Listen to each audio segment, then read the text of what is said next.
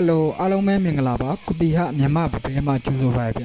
ကျွန်တော်ကိုမိတ်ဆက်ပြီးမဲ့ကောင်လေးရတော့ဒါမြန်မာငှက်ကြီးတောင်နဲ့အစ္စလမ်သားလေး၃ချောင်းပေါ့နော်အကုန်လုံး၃ချောင်းကျွန်တော်မိတ်ဆက်ပြီးသွားမယ်ပထမဆုံးကျွန်တော်မိတ်ဆက်ပြီးမဲ့ကောင်လေးကမြန်မာရိုးရငှက်ကြီးတောင်အသွားက24လက်မှရှိမယ်အယူက12လက်မှရှိမယ်ဗျ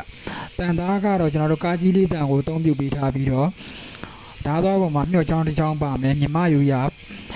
ပန်းကနုတ်လေးတွေထည့်ပေးထားမယ်စဝါပန်းလေးတွေစိတ်ပြီးထားဗျဆက်သွယ်မှာဦးကျင်နေဆိုရင်ကျွန်တော်ရဲ့ဖုန်းနံပါတ်က39939019 19 Viber ကိုတိုက်ရိုက်ဆက်သွယ်ပြီးတော့၎င်း Viber နေပြီးတော့၎င်းဆက်သွယ်ပြီးတော့မှာလို့ရပါတယ်ဒီကကောင်လေးကမြမရိုးရငှက်ကြီးတော့အသွားက15လက်မှအယူက12လက်မှရှိမယ်အယူက10လက်မှရှိမယ်ပေါ့နော်ဒါကတော့စဝါပန်းပြည့်ရိုက်ပြီးထားတယ်ဗျလုံးဝ share လေးတွေပါဗျတန်တာကတော့လုံးဝအထူးပြောစရာမလိုဘူးလုံးဝ share အာမခံပါတယ်မြန်မာနိုင်ငံအနှံ့ကိုပို့ဆောင်ပေးပြီးတော့ရန်ကုန်မန္တလေးဆိုရင်တော့အိမ်ရောက်ကိုပို့ဆောင်ပေးပါရဲ့ဗျဒီကောင်လေးကဒါအစ္စလမ်သားလေးလုံးဝ share လေးဗျ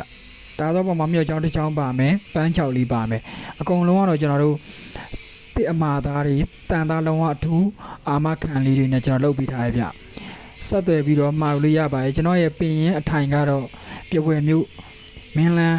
ကြီးရွာကဖြစ်ပါတယ်ခင်ဗျယုံကြည်စိတ်ချစွာနဲ့အော်ဒါမှာလို့ရပါတယ်အားလုံးကျေးဇူး